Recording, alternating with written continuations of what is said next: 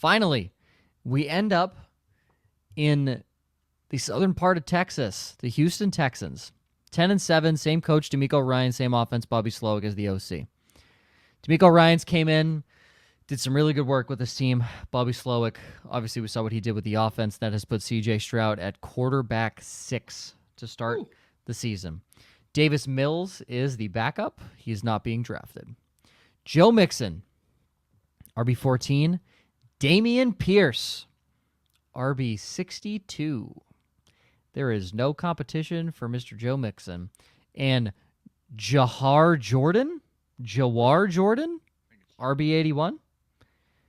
Sounds like a shark name. Kind of cool. Dare Agumbawale, not even the best Agumbawale sibling playing in professional sports, because Arike is a WNBA All-Star. So, fun fact, Arike is actually better than Dare. But Dare, RB4, also kicker number 2 on the team, so he's not going anywhere. That's fair. Wide receiver 1, Nico Collins, wide receiver 12. Diggs, 23. Tank Dell, 25. And remember I said you can't find a 4-stack of receivers inside the 60 or not even the top 100?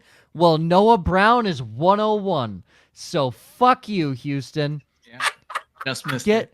Get fucked, nerds. We Not to mention best ball drafts and raise Noah Brown's ADP. Not to mention John Mechie should be 99. First of all, John Mechie's 124 actually. So that's I'm actually not very good. surprised you didn't highlight John Mechie, right? Not gonna lie. There's nothing He's to say. 124. There's nothing to say about John Mechie except that he had some opportunities last year. The moment they signed, they're talking him up again in early camp news. So you know if the coach says the wrong thing.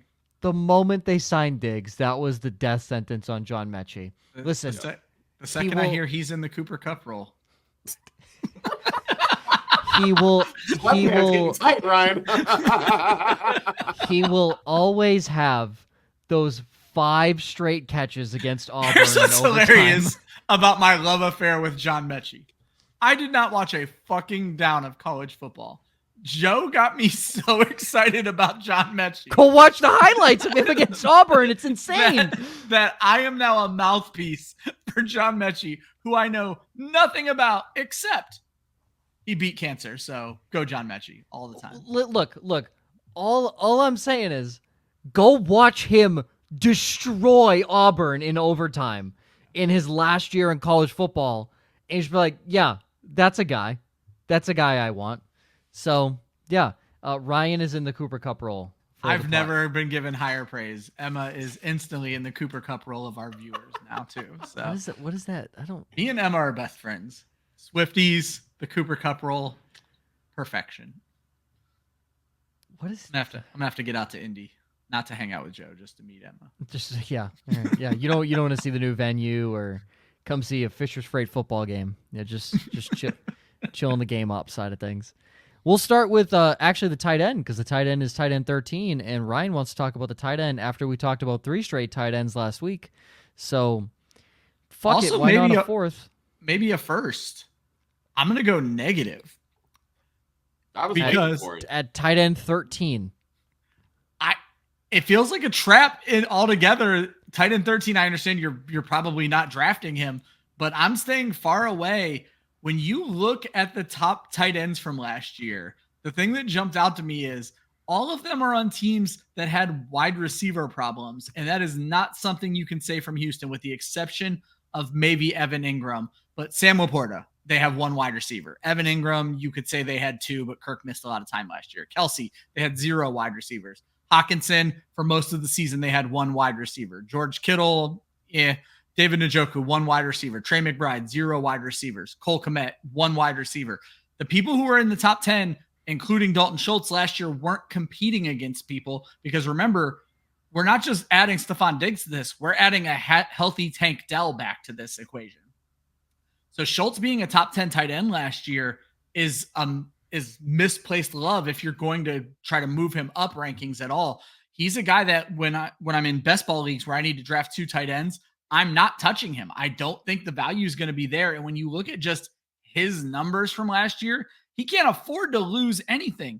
59 catches, 635 yards, and 5 touchdowns. if literally every one of those numbers goes down by 10%, he's worthless in fantasy football. And so that's where I'm standing with Dalton Schultz. He's 28 years old, just turned 28 years old. I think they're drafting tight ends seemingly every year. I think we're going to sign him to an extension. Like, he's very well set in this role. But he's a good blocker.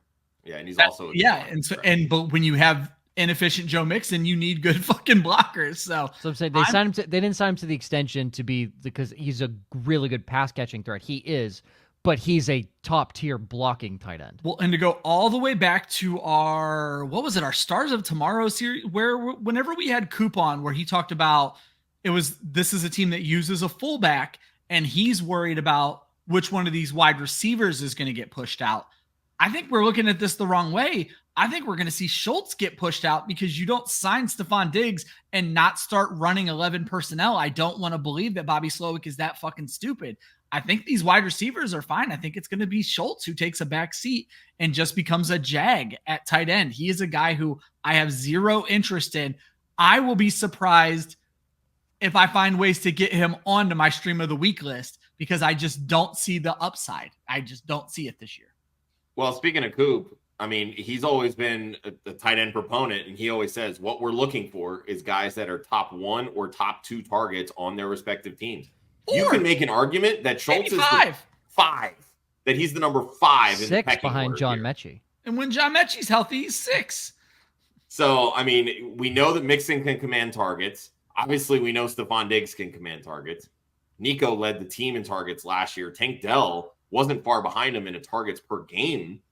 But, yeah, like you said, I mean, if they want to run with a fullback and the 3 wide receivers, even if they're just doing straight 3 wide receivers and 1 tight end, like, he's not going – like, they're going to have to scheme him to get the football. Like, that's basically what it's going to come down to. I think you might be looking at more than a 10% dip across the board in stats from Dalton Schultz this year. He'll be the safety guy. He's the safety pin there. And I'm just going to take a wild guess. I don't think CJ Stroud's the safety kind of guy. And he has 3 guys that can also get with those wide receivers, why would you want to be? Yeah, I'm really curious to see how much more this offense is going to throw the football. That's an interesting. Stroud had 499 attempts last year, but as a team, they threw the football 592 times. I only bumped it up. You bring in Diggs. I only bumped it up once per game. I have them at 609. I would say they'll be over 600. I think that actually helps Joe Mixon a lot because I've been thinking about that a lot too. That I was going to actually highlight Joe Mixon as the player to talk about. I don't think his role changes much, except that this offense in Cincinnati, you had to worry about keeping Joe Burrow upright. That is not necessarily the focus of this Houston offense yet because we haven't seen injury problems with CJ Stroud. Joe Mixon goes from a situation, I mean, he was a top 10 running back last year, and I may be underselling it. I think he was relatively high. He was RB8 the last 2 seasons with and I don't think the situation in Houston is worse. So I agree, Joe. I think what we're seeing out of this offense is positives for Joe Mixon.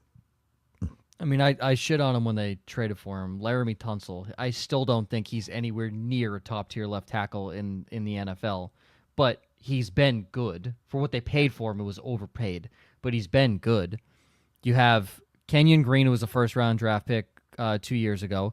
They just got Juice Scruggs in the second round last year. Shaq Mason's one of the best run-blocking guards in the NFL, and they have Titus Howard as a first-round pick at right tackle.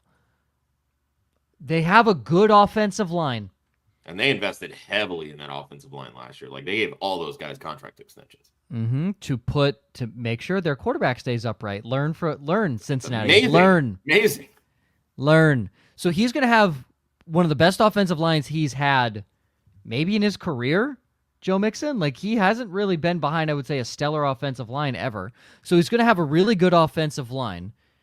If you have not watched Shaq Mason, just watch this man pull as a guard. He's insane. Shaq Mason is crazy. Go watch his Patriots tape. It's fucking insane.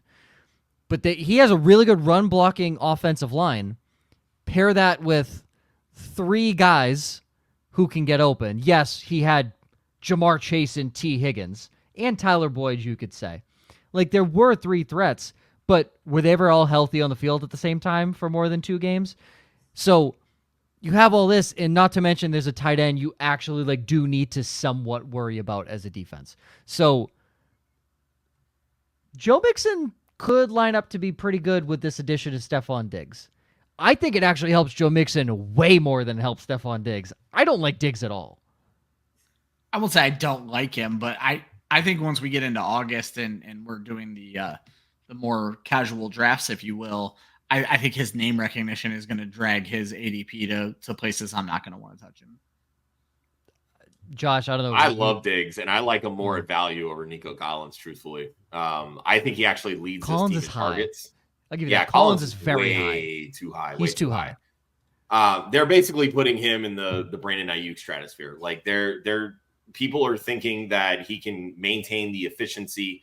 The biggest difference to me is that they didn't add a 25% plus target share earner in that San Francisco offense the way that they have in Houston. Yeah. Now, I'm not saying that any of these wide receivers are going to command that level of target share unless one of these guys truly gets hurt and misses a lot of time. Mm-hmm. But to have Nico at 12 and Diggs at 23 is just asinine to me. It truly is. Like, I understand Diggs is getting older. He's entering his age 31 season. But we're talking about 6 straight years over 1,000 yards, 4 straight years over 154 plus targets, 51 touchdowns total over the last 6 seasons. Like, he is a earner. And we talked about this with Devontae Adams going to Las Vegas. Like, oh, the quarterback play sucks, blah, blah, blah, this and that. Like, he's still out there earning plenty of targets, and it doesn't suck here. So why should all of a sudden CJ Stroud be like, you know what? Let me ignore the guy that's been really productive in this league for a really long time. Like, it just doesn't make sense. Where this offense truly struggled last year was that they didn't have an elite separator off the line of scrimmage in those early breaks of the route. That's what Stefon Diggs has always excelled at. He's going to be the guy that works in that 10-yard range with this offense to get Diggs and Dell open down the field where they can utilize their yards after the catch and their game-breaking speed ability. Diggs has never truly been that. And we talked about that last year because the assumption when Tank Dell came into this offense is that was the role he was going to fill. But what was really interesting is for a guy of his size, that's not how they were using him. They were using him as downfield 50-50 ball guy. And they got him hurt blocking. And if they got his leg broke. So. Like, what's going to be interesting to me is, again, like, Coop brought up, a while back, like, bringing in the fullback. You have a tight end that you signed. I'm actually really worried about Tank Dell at cost. I think 25 is way too high. Like, the same thing that I said with Jaden Reed and going into more of those, like, 2 wide receiver sets or the bunch with the 2 tight very ends fair and, comparison. 2 running backs, like the same. That, Dell is a smaller guy. Yes, he is very electric with the football in his hands, but a lot of that production is coming from schemed plays. And that's the same thing with Jaden Reed. We're overvaluing the efficiency at this point, which isn't necessarily a bad thing when the offense is San Francisco. Not all of these offenses are San Francisco. They're extensions of San Francisco, but they're not Kyle Shanahan calling these plays, and they're not the same athletes on the field. So to me, Diggs is the most appropriately cost wide receiver on this team. I'm probably going to have a lot more Stefon Diggs this year than I will Nico Collins, and especially more than I'll have with Tank Dell. I don't not like Stefon Diggs. He's still an elite route runner. I just think there's guys I'd rather have where he's being drafted. So here we go. Would you rather DK Metcalf or Stefon Diggs? No, Ryan, DK, not close. DK, not even close. Cooper Kupp or Stefon Diggs? Cooper Kupp. Cooper Kupp. Cooper Kupp, yeah. I will say, in my rankings, I do have Diggs a little higher. I have him at 21, and I have Kupp at 22. But you wouldn't draft it. But you're not. You're on the clock. You're taking. I would Cooper very Kupp. much draft Kupp over Diggs. Yeah. Again, I'm a DJ Moore lover, but DJ Moore or Stefon Diggs? That's not the fact that they're close to each other is ridiculous. That's not close. Yeah. DJ Moore. Yeah. Michael Pittman or Stefon Diggs? I like that might one take Diggs. That one can be tight, but That one's getting close for me because I'm down on the Colts as a throwing team this year. Correct, So yeah. That's my biggest worry with Pittman. The target share is going to be there. I'm not 100% convinced that like he's going to have a very high yards per reception. Like he'll get downfield, but it's just going to be few and far between. That's why I would lean Diggs there. I agree with that. Yeah, honestly, I would probably avoid both of them. But in this situation, I am counting that Anthony Richardson's going to get hurt, and Joe Flacco plays 6 games. To Joe's point, destroy in those games. So glad you said it the way you did, because you said you would avoid both. To Joe's point, when I get to this part of the ADP, I just click over to running back every single time. Well, Ryan, here's the issue. I have already drafted my running backs at this point. Well, so have I, but I'll just take another one. Fuck it. We ball. Stefon Diggs or Tank Dell? Diggs. Well, I was going to say, right now I would go Diggs because smart people, Josh, Coop, are telling me that Dell's the one who's going to lose out, and so I'm going to buy into that. I have Dell at wide receiver 41. Yeah, it's the same offense. It's hard to evaluate guys 2 steps apart in the same offense. But Diggs or Zay Flowers, I think this is where it starts to Zay Flowers for me. Really? Yeah. It's Flowers for me as well. Okay. Diggs or George Pickens? Oh, it's George Pickens. Diggs. For Josh, it's Diggs. T. Higgins? Diggs. I think that's where I would go Diggs. They're right next to each other. Am I right? But now, because you both love him, Amari Cooper or Stefon Diggs? Oh, Cooper. Probably Cooper. That's going to be one I need to reevaluate when I go back through my projections. Well, I do have Cooper a little lower. Cooper's I'm starting to really worry about guys who are talking about missing time in the summer, and it's not like Cooper's young. So if Cooper misses, it feels like he's been in the league for 15 years. Yeah, if Cooper misses July, first week of August, I'm going to start to worry about Amari Cooper. Yeah, he was a Raider when they were in Oakland. That's how old he is. Yeah. And then let's go like Christian Kirk or Stefon Diggs. Christian Kirk. I think you might have finally got me on Kirk here. Nope, I have Diggs 2 spots ahead of him. You douchebag. But my point being is Diggs is high where he's currently being drafted in ADP. Well, or some of those guys that you're talking about, we're just higher on than consensus. Or potentially. It goes back to what we said last year, and we're just seeing it in illustration again. My God, wide receiver is so fucking deep. It is. It is ridiculous. I don't disagree with that statement at all, but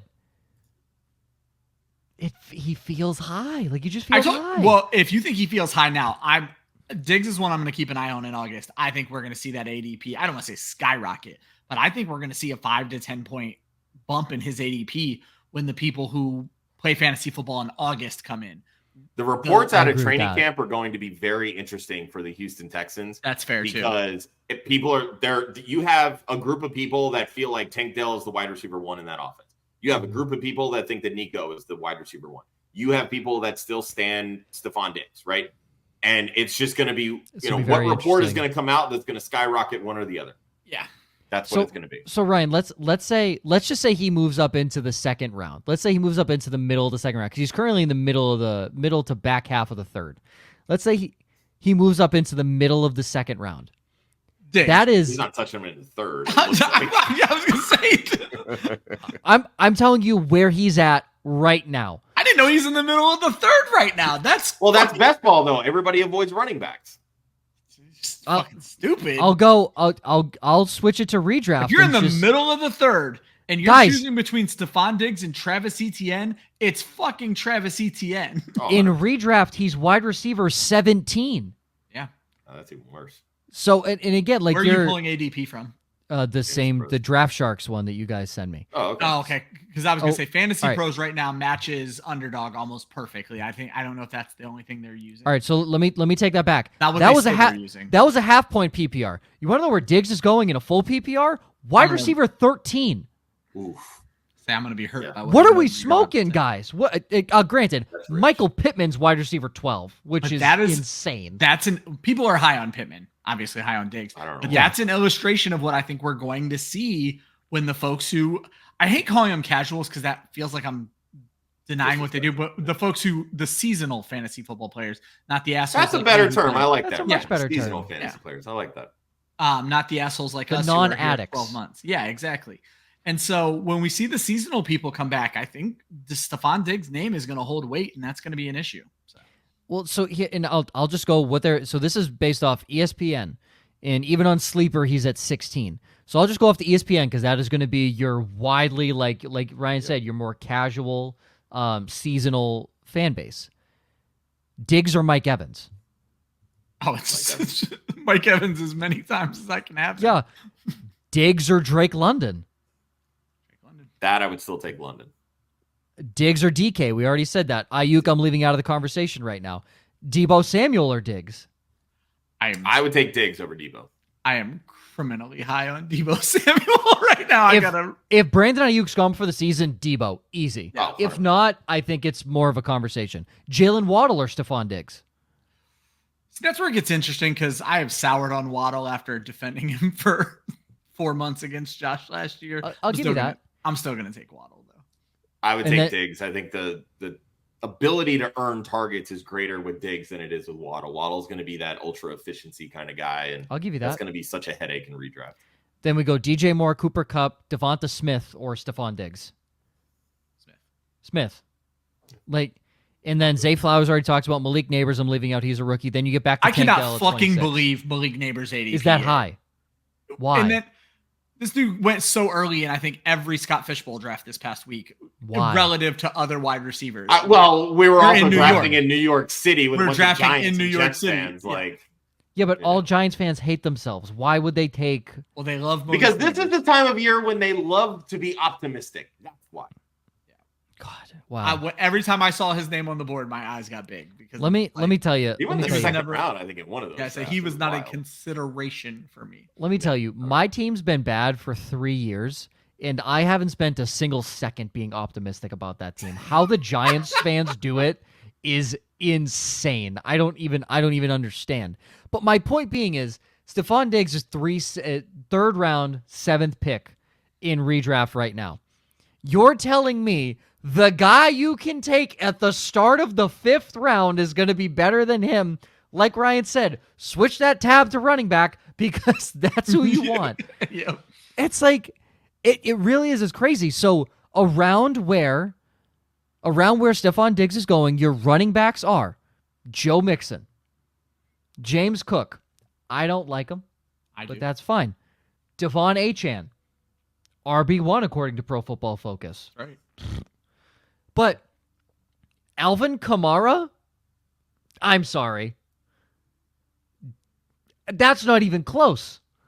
Yeah. Alvin Kamara is bounds ahead of Stefon Diggs. Especially in PPR formats. Yeah. Well, because he's going to have as many receptions as Diggs, and he'll also run the football he may have 200 times. He may have the same amount of targets as Diggs. That's what I'm saying. He's literally going to have the same receiving production minus yardage as Stefon Diggs.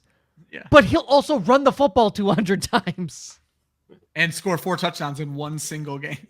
And those are the only touchdowns you'll get all season. I say it's all you're getting, but be happy for that one game. But if you're sitting there and you're contemplating Stefon Diggs and Alvin Kamara, don't contemplate. I don't like Alvin Kamara, and the stats show he can't run between the tackles. I'm still taking him 100 times out of 100 over Stefon Diggs right now. And it also happens to be where tight ends are starting to go off the board. Now I'm starting to maybe sour on early tight end, but if you're not, that's where you're able to land Laporta, McBride, Travis Kelce. There's no 3rd round tight end. Fun fact. It is Laporta 211, Mark Andrews 4-5, Trey McBride's in the 5th. Wow. ADP is wild. I strangely might be taking a tight end in the 5th round this year, guys. Well, if Trey McBride is there in the 5th round, yeah, you're telling me I can get my. He's made his way up to my tight end too. So yeah, where's Kelce? Kelce is 2-7. He's the 2-7. Oh, well, okay. So okay. Yep. So again, name recognition. Yeah, you're telling me I can get my 2 starting running backs, Keenan Allen or DJ Moore, and then another guy, and then Trey McBride. I can't wait till next week or the week after or I guess it's the week after for sure, where I have to shit on Travis Kelce's ADP apparently, which is so unlike me. Yeah. Let's go. Yeah, that's in. If I can get Trey McBride 2 full fucking rounds after Travis Kelce, that's just not it. 3 rounds after Travis Kelce, Yeah. you can get Trey McBride. No, thank you. Fuck it, almost 4 rounds, you get Evan Ingram. Like ADP, baby. We ADP. don't hate players. We hate ADP. We hate ADP. Sam Laporta, 211. Best bets to end the show. Houston to go 6-0 in the AFC South, Ryan. You have that at plus 1,300. I didn't even research it to see how they Who did says last no? year. I was going to say, I just know they can certainly beat the Colts twice, certainly beat the Titans twice. It's going to come down to can they bounce the Jags twice. So. The only question is, when do they play in Jacksonville? Ooh. Because I think, and I'm looking it up, that's the kicker for me, is when they play in Jacksonville. Oh, it's in December. The swamp season's gone. Yeah. They'll go 6-0 in the division. They normally struggle in Jacksonville. Yeah. They destroy Jacksonville at home. So I'm not, and also T.Y. Hilton no longer is employed by the Colts, who was notoriously the Texan killer. Who was the Houston Texans' daddy? If there's a definition of owning a team outside of literally having the Bill of Rights in your hand that says, I own this team, go look at T.Y. Hilton's stats against the Houston Texans. Yeah. It is absurd how good he was against that team. Doesn't he have co-ownership with Derrick Henry, though? Wasn't Henry the same thing to the Texans? No, Jaguars. Jaguars. He destroyed Okay. the Jaguars. Oh, yeah. Henry curb stomped the Jags any chance he got. He actually weirdly struggled in Houston a lot. Okay, for some reason I thought it was Houston. He struggled in Houston a lot. He'd still get over 100, but it would be on it'd be like 33 carries for like 110. So he wasn't as efficient against Houston. No, T.Y. Hilton is the sole owner of the fucking Houston Texans. Just go look up the stats. There was a season he was horrible. The 2 games against the Texans, I think he combined for 350 yards and 5 touchdowns. That's not an exaggeration. The man owns the team. It's insane. Josh, you have Stefon Diggs score 2+ touchdowns against Buffalo. And that is in Houston, so that'll help out a little bit. That's plus 750 in week 5. Yeah, I mean, revenge games. Come on. Here's the thing. But all right, so I'm inclined to agree with you because I agree. I think Diggs is this guy. No, honestly, I think those would be the first 2 touchdowns for Diggs this season because I'm just waiting for the moment that he gets there. Stroud's still going to pick on Collins and pick on Dell, and then you're going to have some level of wide receiver outburst from Diggs being like, "Yo, I'm here to make some money and win some games and earn some targets." Blah blah blah, and then boom, right against a former team, Stroud knows the assignment. Like that's what I think is totally going to happen. I think that's fair. I agree with you. Everything lines up. Buffalo's secondary their whole defense is garbage now. Horrible. Could be one of the worst defenses in the NFL this year. Bottom 5 for sure. Ever since Steve Smith and Deshaun Jackson left the NFL, revenge games have not been the same. They have not been the same. Look at it across what we say. We said a lot last year. Revenge game, fucking flop. Yeah, but Diggs has the attitude that can make a comeback. I was going to say. I agree. But, anytime Deshaun Jackson saw any team he previously played for, it was a guaranteed 100 yards and a 70-yard touchdown. Anytime Steve Smith saw a team he was playing that he played against or played for, it was 150 and 2 touchdowns. You could book it. I would bet the fucking house that Steve Smith would ruin that secondary. It just hasn't been the same since they left. So I'm inclined to believe you because I do think Diggs does have that mentality. But I also think that outburst comes halfway through week 1.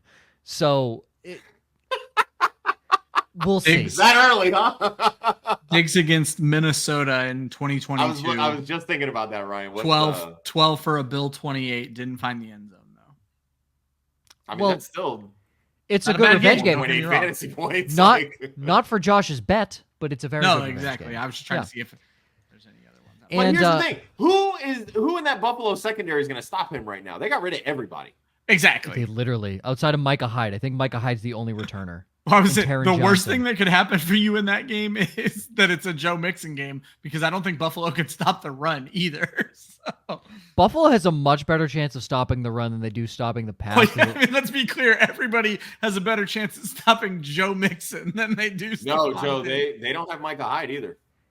They lost Micah Hyde too? Yeah. Okay, no, Ryan, I'm sorry. They have no chance of stopping the passing game. They at least have Matt Milano at linebacker when he comes back from injury. Outside of that, That secondary is rough. Like, they that's brought bad. in Taylor Taylor Rapp Rapp. at strong safety. They drafted Cole Bishop in the second round. Taylor Rapp They is still in the have box Rasul safety. Douglas, who they traded for, and Taron Johnson. So, like, Douglas will be on Diggs, but Rasul Douglas? yeah, Diggs is going to murder that kid. I don't even know if he'll be on Diggs. Douglas, I think, typically stays on the side. So, Well, he's going to be outside. yeah, I think he'll be dealing with Nico Collins for most of the game. Well, Taron Johnson Oh, so runs in the then slot. Diggs gets to face 2022 6th-round pick Christian Benford? Okay. Oh, my God. I mean, Or bust of a 1st-round pick from 2022, Kamir Elam or whatever his name is. Kyer Elam? Yeah, no. Yeah, Diggs is going to curb stomp Houston in week 5. It's going to be bad. all he needs is the 2 touchdowns for that bet to hit. And mine, I don't know what defensive bets you can do. The only ones I've been able to find are most points I've allowed seen or total least points sacks. allowed. Oh, Okay. yeah. I've seen I total would- sacks on DK. I would be very interested in a Will Anderson over sacks bet because I do think he hits. There's double a digits. team special for 10+ sacks right now on FanDuel that was paying well. I don't have my phone next. on the season. Yeah. Will Anderson gets that through. I heard you say 13 that you weeks. think he's going to get 10+. It's I swear to you, Joe, I think it's like +12, +14, +1500, something like that. It might be Will higher. Anderson sack prop on DraftKings over under 8.25 minus Smash it. 110. Smash it. You're telling me this man already played well in year 1, and now he has Daniil Hunter, one of the best pass rushers, opposite him. Yeah, that's nice. I Wherever didn't that, think about that. I have to go look at that 10+ one. yeah, Ryan, send me that 10 I'll plus send it to sacks you, thing yeah. because I'm taking out a lot of money to put on that. That is a look. If Daniil Hunter and Will Anderson get hurt for some odd reason, Jerry Hughes and Derek Barnett are the backups. Like, they still have pass rushing ability. That team, I'm telling you, we're already way too high on them after 1 year, but they could be so much better this year. It's ridiculous.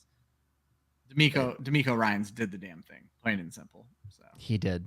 I mean, they did get Miles Bryant from the Patriots, who is the nickel corner, who is legally blind by I was gonna Patriot say, standards. a little bit of a liability, but they still have good outside corners. So Oh, they're very good. Yeah, I'm not. They're all around good.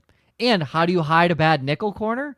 By getting to the quarterback with Will Anderson and Daniil Hunter.